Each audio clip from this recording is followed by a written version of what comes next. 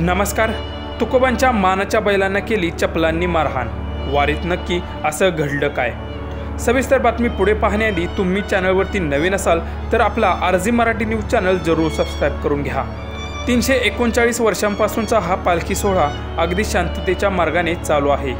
उरुळी कांचनमधील गावकऱ्यांनी संत तुकाराम महाराजांच्या पालखीचा नगारा अडवल्याचं समजलं जात आहे.